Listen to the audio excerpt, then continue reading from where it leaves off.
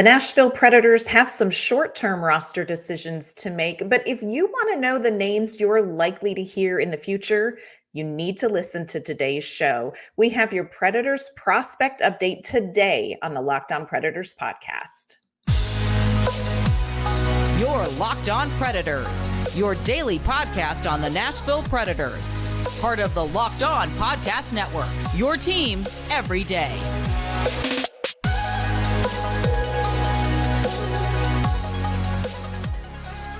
Welcome to the Locked On Predators podcast, and thank you for making us your first listen of the day. We are a part of the Locked On Podcast Network, your team every day. Of course, we want to start out this episode the way we start out each of our episodes by giving a special shout out to our Locked On Pred heads, our everydayers who tune in and share a small part of your day with us. We love talking Predators hockey with you, and we appreciate your support week after week.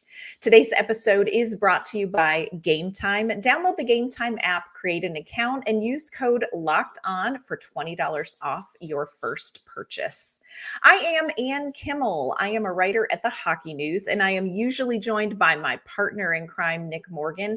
But today, I'm sitting down to talk with Eric from Penalty Box Radio. Eric is PBR's prospect guru who watches, tracks, and evaluates all of the young players in Nashville's pipeline.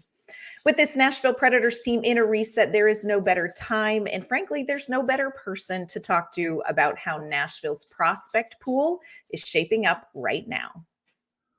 I'm here with Eric from Penalty Box Radio. Of course, Eric is the prospects guru when it comes to the Nashville Predators and young players in the pipeline and their development. So first off, Eric, thank you so much for jumping on to talk about Predators prospect. There's a lot to talk about with this group. Yeah, it's an exciting time of the season, a lot going on in the pipeline. So glad to be here. Yeah.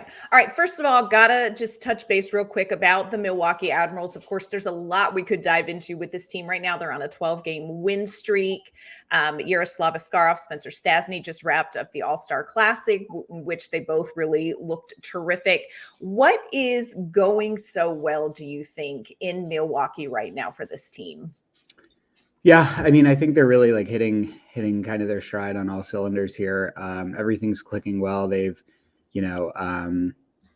obviously lost Dennis Gurianov to Nashville, but they've gained Juuso Parssinen.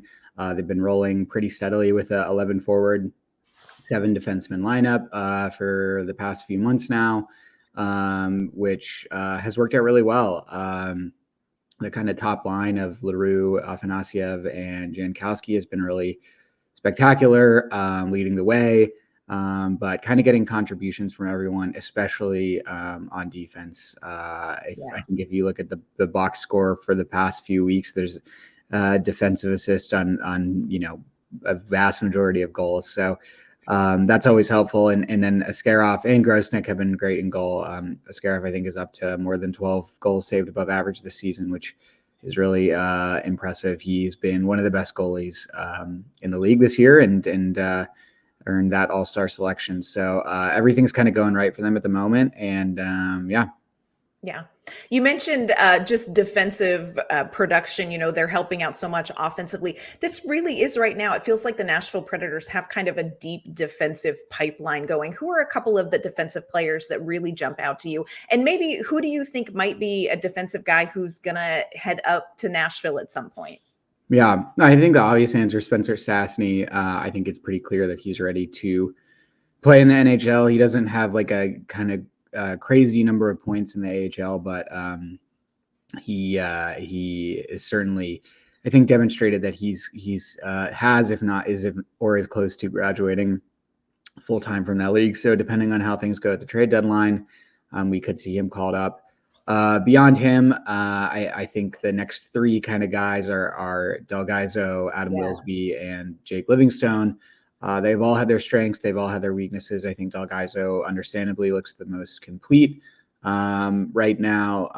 Definitely chipping in more offensively, leads the blue line in scoring. And Wilsby I've been really impressed with too. He's been kind of in and out of the lineup, but now that they have lost Keaton Thompson and are also mostly sticking with this 7 defenseman lineup every night, he's getting a lot more ice time, and him and Stastny are working well together as they were last season. So there's a lot going on down in Milwaukee. Yeah. Is Yaroslav Askarov ready for the NHL? The $1 million question. Yeah, I think it's like really hard, particularly with goalies, to ever be like, oh, they're like definitively ready. Yes.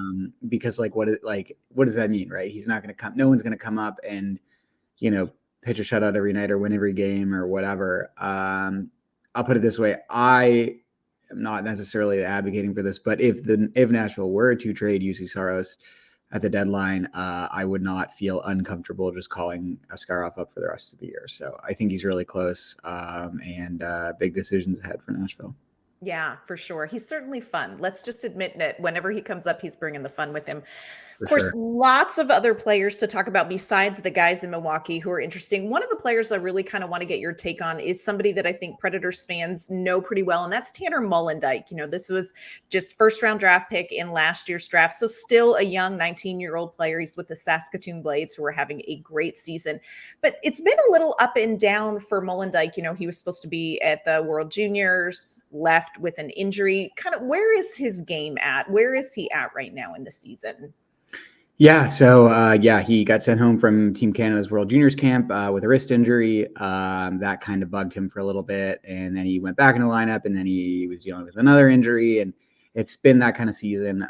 When he's been in the lineup, he's certainly been a major contributor, but he's only played 30-something games this year. So far, Saskatoon definitely has big Memorial Cup hopes, and he's going to be a big part of that. The points are there.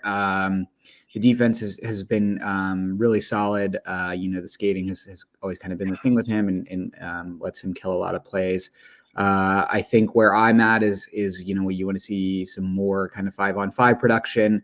He'll get the puck out of the zone, but he definitely has the bandwidth to kind of jump in further into the play down the ice and be much more of a difference maker. He's the kind of guy you want to see just dominating at the junior level here the rest of the season and into the playoffs. Yeah, really fun and exciting player to watch. Like you said, his skating is just incredible. I was so amazed watching him skate. The difference is night and day when you see him on the ice with other players. Another player that maybe we don't talk a ton about from that draft, Joey Willis, 4th round pick. He's with the Saginaw Spirit right now, 48 games played, 41 points. The Spirit, they're in the top 10 when you're looking at the CHL's, teams that are doing really well. What do you see from Joey Willis? Yeah, the Spirit are an interesting team. They're hosting the Memorial Cup this year, so they're automatically guaranteed to be in it. They kind of started the year off slow, and so did Joey Willis, and then they added a bunch at the trade deadline, and he's been really great since. He's scored over a point per game in his last, I think he has 7 goals in his last 11 games, something like that. He, despite all their additions up front, he's kind of maintained a top 6 role with them, playing a lot on the penalty kill. He is still doing really well at, I think, what a lot of folks mentioned in his draft year, which is really great defensive play and also great positioning off the puck. That being said, I think, you would hope that this would be the year that he kind of takes another step offensively. If you look at his stat line, 41 points, 48 games, doesn't look bad, but 11 goals, less than half those points have been primary ones at even strength. He's not certainly lighting the world on fire. So I think he's only shooting at like 9%. So he's picked up a shooting clip a bit lately. At the beginning of the year, it was down near like 4 and 5%. I think as the season goes on, if he keeps that up, he'll be good to go. But, this is a guy that's going to be scoring a lot more from the high danger areas off rebounds and stuff like that than he is, kind of coming down the wing and shooting the puck top shelf. So he's going to be an important piece of the Spirit in their Memorial Cup run. But I would like to see a little more out of him the rest of the year. Okay. One other one that I really want to check in with you on is Austin Roest. He's with the Everett Silvertips, 20 years old, from British Columbia. This is like what I think his 3rd or 4th season with the Silvertips. 47 games played, 51 points, just had a hat trick last week in a game. He's 4th in total points, 2nd in goals on the team. What are you seeing from his game right now? Yeah, I really like Austin Roest. There's not a lot when you watch him. each night. There's not a ton that you're like, oh, he does this poorly, or this is a big deficiency in his game. Right. He's obviously a bit older. I think he is could succeed in the AHL next season, very much so. Shoots the puck a ton. He's almost got like 200 shots on net already this season, nearly. And he scored a lot, 26 goals. 51 points, as you mentioned. And yet you still think there's like another gear there, right? I think he's not quite on track to pass his scoring clip from last year yet. He missed some time with injury. He took a big cheap shot to the head about a month ago. But again, another guy who at his age should really just be dominating. And he has been some nights, but he is defensively responsible. He can also kill penalties. He's important to their power play. He can score off the rush. He can also score from those high danger areas. He kind of does everything like pretty well. So I don't know what his NHL ceiling looks like right now. It's kind of hard to tell without seeing him kind of skate at the pro level, but I think he could be a good piece in the AHL next season. Yeah. Coming up, we're going to talk about one more guy from the CHL, and then we're going to dive into some NCAA players. And there is one that I am dying to talk to you about. We're going to do that in just a second.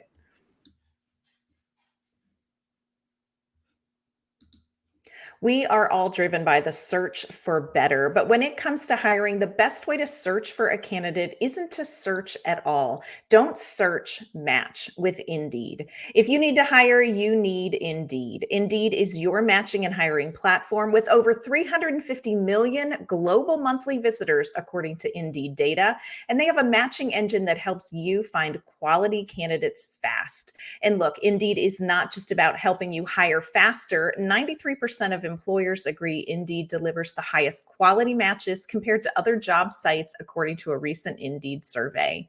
Leveraging over 140 million qualifications and preferences every day, Indeed's matching engine is constantly learning from your preferences. So the more you use Indeed, the better it gets. Join more than 3.5 million businesses worldwide that use Indeed to hire great talent fast.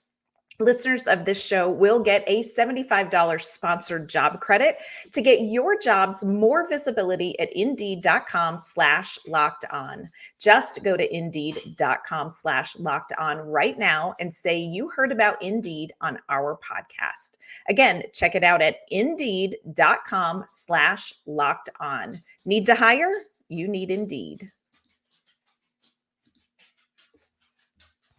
We're back with Eric from Penalty Box Radio. We are talking about Predators prospects. One more that I really wanted to check in with you about, Eric, is Graham Sword, who is a player that I don't know that we hear that much about, from 2022 fifth-round draft pick, 20 years old. So I hate to say he's getting up there, but in prospect age, he's a little bit older, 47 games played, 58 points. This is somebody who had a lot of experience last season playing in the playoffs with Winnipeg Ice. What are you seeing from him? Yeah, he's a guy. So Wenatchee, the team he plays for, a little surprisingly sold at the WHL trade deadline. And he was a guy that I think everyone kind of expected to be shipped out once they got rid of Matt Savoy and Connor Geekie and those guys, and he wasn't. So he's kind of sticking around, captaining this Wenatchee team that's in a bit of a weird space. They're, I think, good enough to make the playoffs, but not really good enough to contend for a championship. And he's scoring a lot. He's arguably been one of the stories of the season for the Pipeline. I think he's second in among WHL defenders in scoring right now, but it's like neck and neck between him and Luca Cagnoni. He, I think, again, similar to Roest, does a lot of things well. I generally like his skating. I think his overall defensive mindedness is pretty solid. He's been chipping in a lot more in the power play this year, and jumping up into the play too, and odd man rushes and all that stuff. But I think the caveat you have to remember here is this is his fifth season in the WHL. Right. So that's not to take away from the impressive year he's having, but this isn't going to be the next kind of Roman Josi here. He's definitely earned himself an entry-level deal that I would guess he signs with Nashville at some point soon, before his exclusive negotiating rights expire in June. I think he could really make it in the AHL. I'm still a little dubious on his NHL prospects, but we'll see. I think he's done everything right this year. So. Yeah, we're going to circle back around what you're talking to about, kind of signing. We're going to circle back around to that in a minute, but got to get to the topic I'm most excited to talk to you about. A couple of NCAA players, and of course, the one that I just can't say enough wonderful things about as a girl who grew up in Pennsylvania and loves Penn State. Can we just talk about Aiden Fink for like an hour? Yeah, I'm he's so great. excited about this kid. No, he was David Poyle's last professional pick in the draft, 7th round pick. Went to Penn State. He's a freshman there, and he leads Penn State in goals. He leads Penn State in points. He leads Penn State in power play goals. All of this as a freshman. This is somebody who's been named a Big Ten Star of the Week. He's up for several awards. Like, Aiden Fink has come out of nowhere and just wowed everybody. Talk to me a little bit about what you like about his game. Yeah, he's having a really impressive year. If you look at all the kind of scoring statistics for freshmen nationwide, his name's up there with Macklin Celebrini and Will Smith and Gabe Perreault and all these guys with first-round pedigree, which is really impressive. I've been definitely surprised. I liked his junior game. I thought, it was always clear he was a goal scorer, but the skating always concerned me a bit, and the size too. And Big Ten hockey is one of the probably tougher two leagues in college hockey to adjust to. I had a chance to talk to him a few months ago kind of about how that adjustment's been and how things are going. And you can tell he's really just locked in on succeeding as much as possible here in his freshman year. Definitely been, I think probably the thing I've been most impressed with, in junior hockey, it's I think a bit easier just to kind of come on down the wing and rip a shot past a goalie or there's a lot more open ice and open time. And he's been doing a good job of adjusting to finding those opportunities when space is tighter, when there's bigger guys, bearing down on you. I think I've been really impressed with that. Skating has definitely gotten better. And when I say the skating concerns me, I don't want to say he's slow, but there's some kind of mechanical things there that I think hold him back a bit. And a guy his size, you want him to be quick, you want him to be fast. But he plays that way. He plays a really quick game, and I've just been really impressed with how he's adjusted to such a strong and big conference in college hockey. Yeah, and it's been impressive for me because you would think, you look at these numbers for a freshman and you might think, okay, yes, but he's playing on a line with some, upperclassmen, some more experienced players. He plays with a couple of other freshmen who really also are lighting it up. So there's some sort of chemistry that's really working there for Aiden Fink. I am really trying, Eric, not to get too overexcited about Aiden Fink. What are some things that players like Fink, who are coming into like this freshman year and having such a great time, what does he need to kind of focus on to not take a step back in sort of a sophomore slump? Yeah, it's difficult. But the good thing is he's kind of got 4 years to figure it out. And there's always going to be ups and downs. Penn State could just generally have a bad year next year, right? And then what does that do to kind of his scoring output? And so I think the big thing is just like focusing on what prepares you for the NHL. For him, it's kind of the strength angle. It's the skating angle. He mentioned to me getting better on faceoffs, getting stronger on faceoffs. And I think with that, defensive responsibilities as well. So as long as you are focusing on those things that are going to translate to a higher level, and that's what Nashville staff will be focusing on with him as well, then it almost doesn't really matter kind of how your team's doing or what the score sheet looks like. He's already proven he can score at the college level. So everything else is kind of what comes next. Yeah, I'm excited to see what happens as he works more and more with the Nashville Predators development staff. It's going to be really fun to watch him. And of course, I am going to get to a game at Pagula Ice Center to cheer him on at some point. But another player in the NCAA that I'm like, why am I not talking about this player more is Alex Campbell. This is a really interesting player.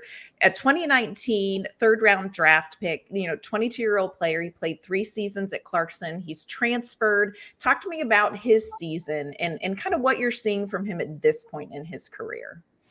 Yeah, I've been a huge fan of Alex Campbell since he was drafted. Was really impressed with his time in the USHL. I was really impressed with his time at Clarkson. His first 2 seasons at Clarkson, he was really impressive.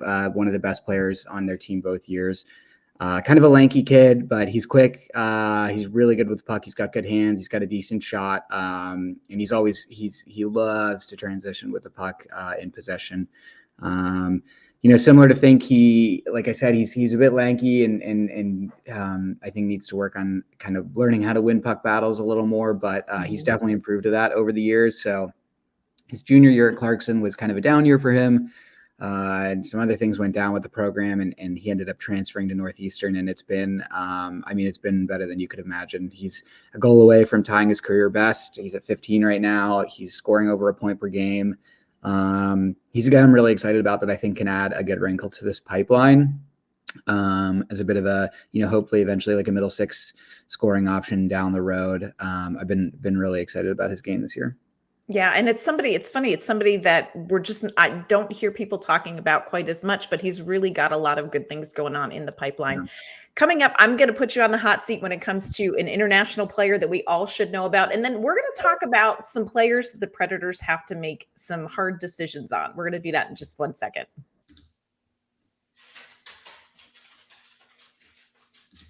Did you know that even if you have a 401k for retirement, you can still have an IRA? Robinhood has the only IRA that gives you a 3% boost on every dollar you contribute when you subscribe to Robinhood Gold. But get this, now through April 30th, Robinhood is even boosting every single dollar you transfer in from other retirement accounts with a 3% match. That's right, no cap on that 3% match. Robinhood Gold gets you the most for your retirement thanks to their IRA with a 3% match. This offer is good through April 30th. Get started at robinhood.com/boost. Subscription fees apply. And now for some legal info. Claim as of Q1 2024 validated by Radius Global Market Research. You shouldn't have to worry when you buy tickets to your next big event. Game Time is the fast and easy way to buy tickets for all the sports, music, comedy, and theater events near you. With killer last-minute deals, all-in prices, views from your seat, and their best price guarantee, Game Time takes the guesswork out of buying tickets. If you are looking for a fun and unique Valentine's Day date, check out the deals on that Game Time app. Tina Turner the Musical, Dancing with the Stars, or hey, maybe a night with the Predators would wow your Valentine or make for a fun Galentine night out. You can find exclusive flash deals and sponsored deals on sports, concerts, theater, comedy, and more. And the Game Time guarantee means you're going to always get the best price. If you find tickets in the same section and row for less, Game Time will credit you 110% of the difference. Take the guesswork out of buying tickets with Game Time. Download the Game Time app, create an account, and use code LOCKEDON for $20 off your first purchase. Terms apply. Again, create an account and redeem code LOCKEDON for $20 off. Download Game Time today. Last minute tickets, lowest price guaranteed. Back with Eric from Penalty Box Radio. We are talking all things Predators prospects. We've talked about some of the players and juniors. We've talked about some of our NCAA players. Who is a player playing in an international league that maybe we're not seeing as often, but somebody who we need to keep on our radar? Yeah, I think I got to go with my guy, the friendly ghost, Kasper Kulanumi. Yes. Similar to Campbell, I've been a big fan of his since his draft day. Last year, he was playing in the U20 league in Finland, put up one of the best seasons in league history for a defenseman in terms of scoring on his way to a league championship. This year, he's playing in the Finnish Liga with men, getting kind of bouncing around on ice time. Sometimes he's their seventh defenseman. Sometimes he's playing top four. It kind of depends. But he's getting valuable experience nonetheless, not putting up a ton of points or anything like that.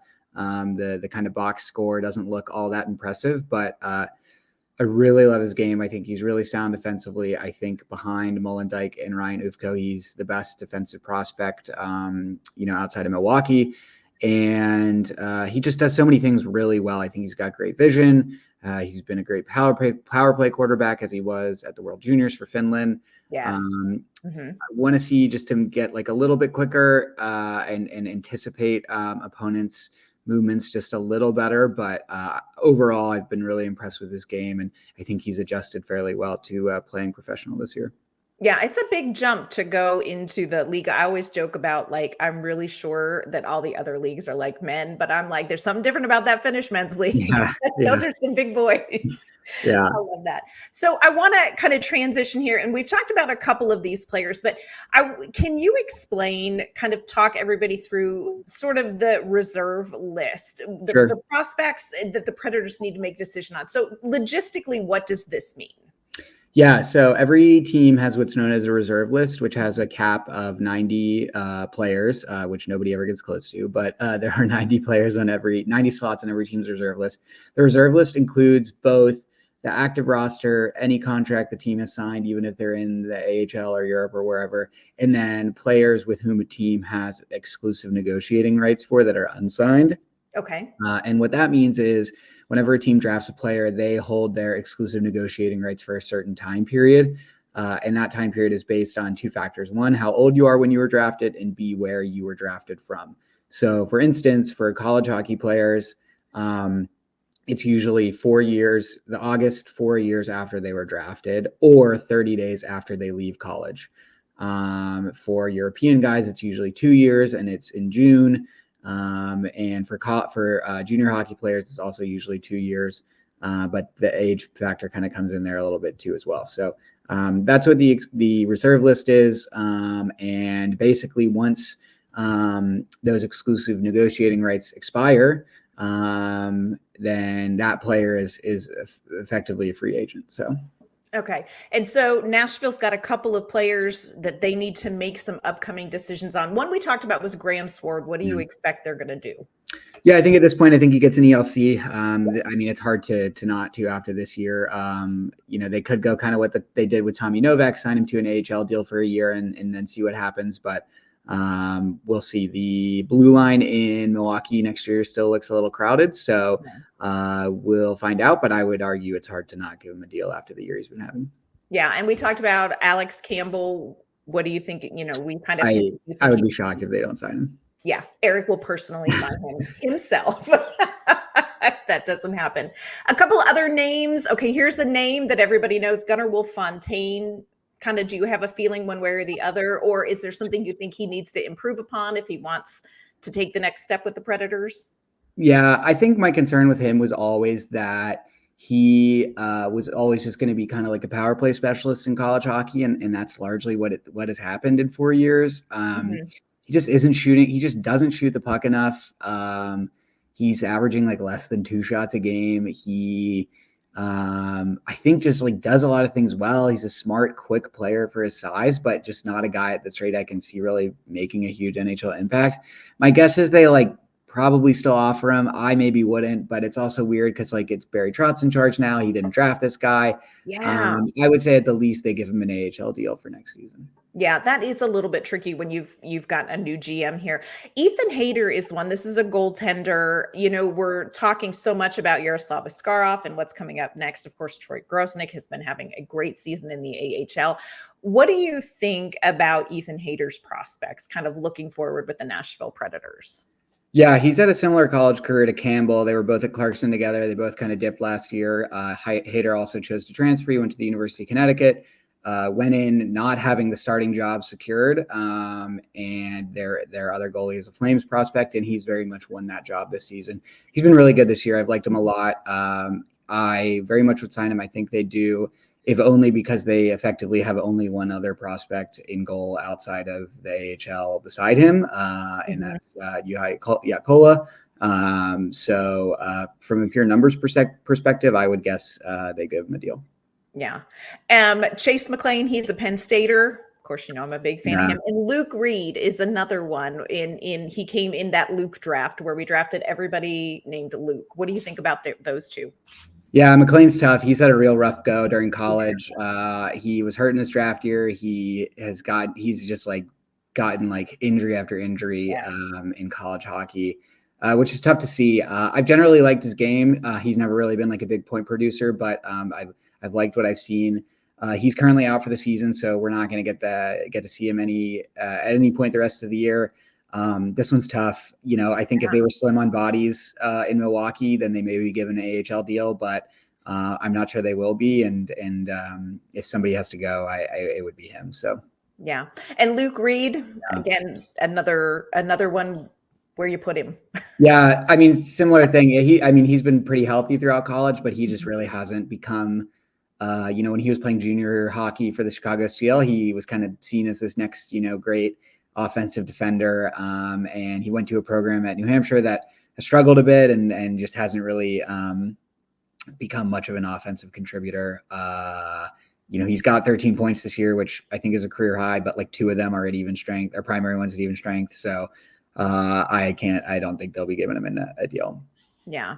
All right, Eric, there's so much going on with the AHL, with the Milwaukee Admirals, with Yaroslav Askarov, with all of these players that are kind of stepping into the AHL, all of these players in the pipeline. Give me one name, just one name of somebody that you're like, this is somebody to just watch over the next, end of their season. Yeah. Who would you pick? Yeah. That's a tough one. I know it is. For so many years, I got to say Juuso Parssinen, and now I don't have that anymore. So yeah. But you were right. You were right. Let the record show. I think probably the name that I would guess should be on everyone's radar is Ryan Ufko. I've obviously talked about him a lot. I think he is, the best defensive prospect behind Molendyk in the pipeline. Mm-hmm. But, not that he's doing like anything, like he is having a as great a season as he was last year, which is wonderful. But I would imagine they make a push to sign him after UMass's season ends. So that is not me, sharing any secrets I know, but I think it might be time to get him out of college. So yeah. Love that. Eric, thank you so much for coming on. There's so much going on. I know that it keeps you super busy. Where can everybody find your work? Yeah, you can find me on Twitter at onthefuturepbr, and all my written work is at penaltyboxradio.com. All right. Thank you so much, Eric. I'm sure we'll have you back as all of this shifts and turns.